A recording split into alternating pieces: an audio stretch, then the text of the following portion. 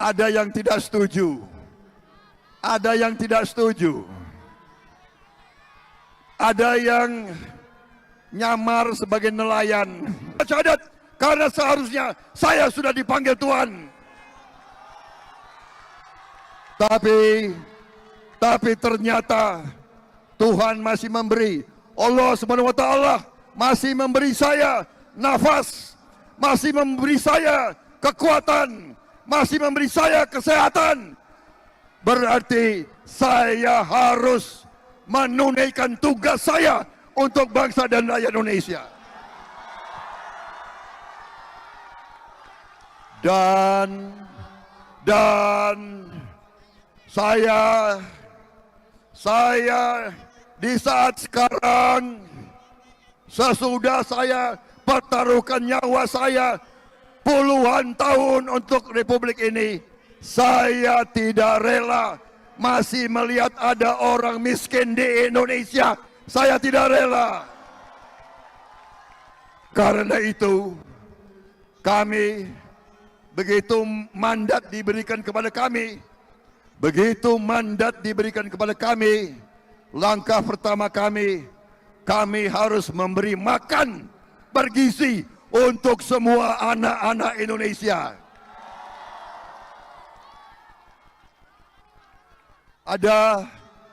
Ada yang tidak setuju.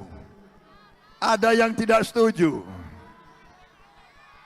Ada yang nyamar sebagai nelayan.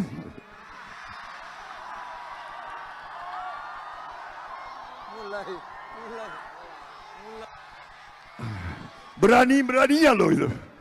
Nyamar sebagai nelayan, nyamar sebagai petani, dan mengatakan kami tidak perlu makan siang gratis.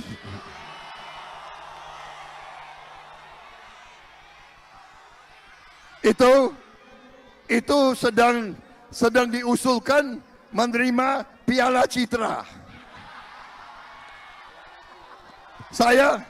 Saya malah mau usulkan menerima Oscar.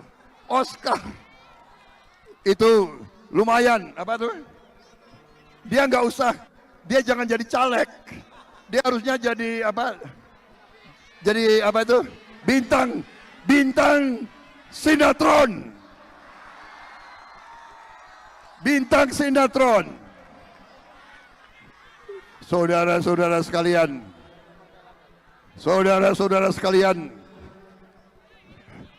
makan siang gratis bergizi itu akan membuat anak-anak kita kuat.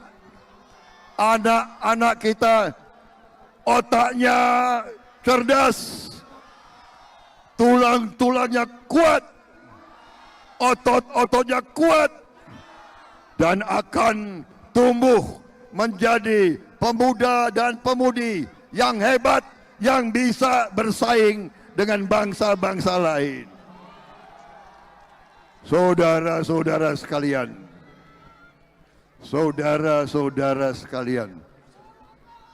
sedangkan anak yang masih di kandungan ibunya harus kita beri makan yang baik. Ibunya yang hamil harus kita beri bantuan gizi yang baik.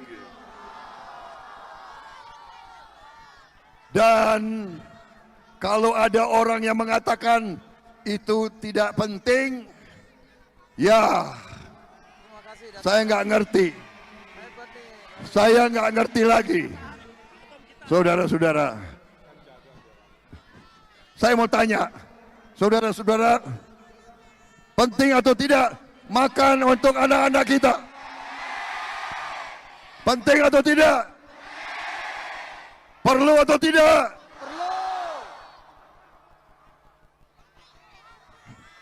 Milih apa? Milih apa? Internet gratis atau makan gratis untuk anak-anak?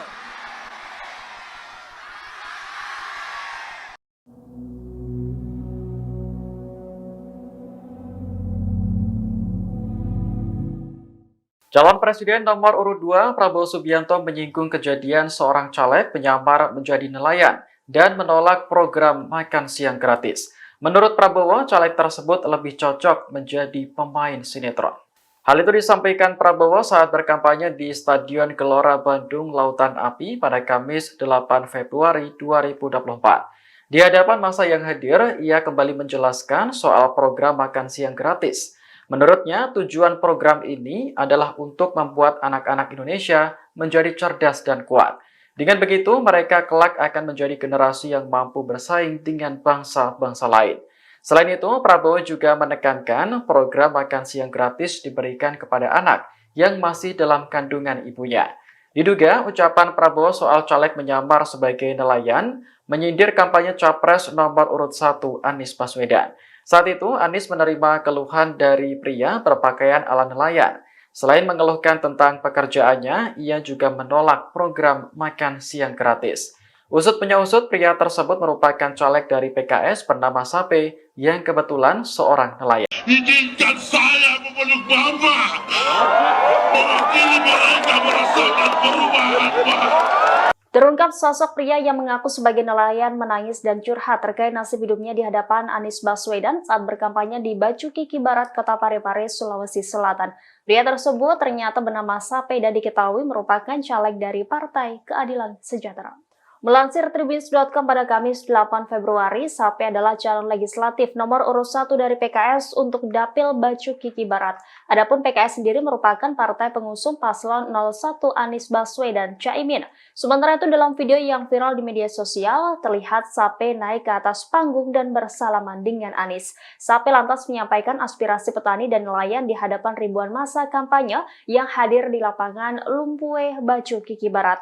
Mewakili para nelayan dan petani Sulawesi Selatan, Sape mengadukan nasib petani dan nelayan kepada Anies. Dengan iringan isak tangisnya, Sape memohon kepada Anies Baswedan agar melakukan perubahan bagi nasib nelayan di Sulsel. Sape menyebut selama ini para nelayan susah mendapatkan bahan bakar. Bahkan para petani juga susah mendapatkan pupuk. Disebutnya para petani nelayan di sana tidak butuh makan gratis dan susu gratis melainkan kesetaraan. Sementara Anies Baswedan menanggapi hal itu sontak memegang tangan Sape dengan penuh kepedulian. Anies menegaskan jika terpilih menjadi presiden maka ia akan membawa perubahan bagi masyarakat kecil khususnya kaum nelayan dan petani. Assalamualaikum warahmatullahi wabarakatuh. Salam sejahtera, salam sehat bagi kita semua. Saya ingin mengklarifikasi bahwa apa yang terjadi kemarin saat saya menyampaikan aspirasi kepada calon presiden kami, ada yang menganggap itu adalah settingan. Boleh, silahkan. Yang pastinya kami memang adalah anak nelayan, tinggal di pesisir pantai Tondrangan, Kota Parepare.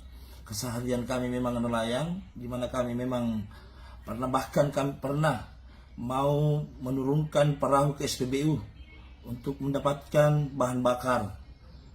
Kami kesulitan mendapatkannya, di mana apalagi dengan harga-harga sekarang subsidi semakin mau dihilangkan. Jadi saya juga masuk jalur politik karena saya anggap bahwa jalur politik ini bisa kita lebih berkembang untuk berbuat hal-hal yang lebih baik. Dan rekam jejak saya boleh dilihat dan boleh bertanya sendiri langsung. Apa yang saya sampaikan itu memang itulah yang seharusnya kami sampaikan, dan kesempatan besar ini saya tidak bisa lewatkan.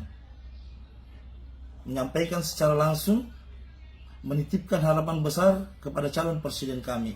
Itu tidak jadi masalah. Dan yang jadi persoalan, ada yang mempersoalkan bahwa saya caleg.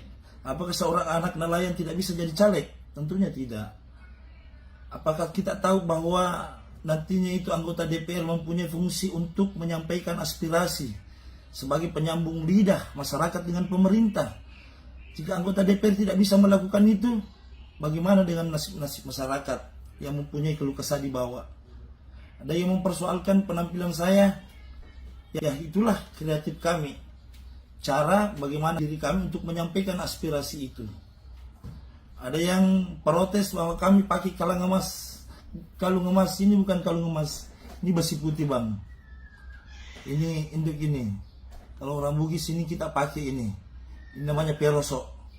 Kami pakai cincin juga, bukan cincin emas pengikatnya, tapi ini. Kami dua pakai cincin, tidak muji juga jadi dukun, tetapi pakai sebagai budaya. Nah, apa yang salah dalam diri kami ketika kami menyampaikan hal itu? Apakah memang salah kalau anak nelayan mau jadi calon anggota DPR? Kalau ya salah ya, berarti pendapat saudara-saudara sudah betul. Jadi apa? Kalau saya menyampaikan bahwa kami tidak butuh makan gratis, kami tidak butuh susu gratis, bahwa karena memberikan itu makan gratis dan susu gratis, kami hanya ingin meminta perlindungan dari pemerintah nantinya.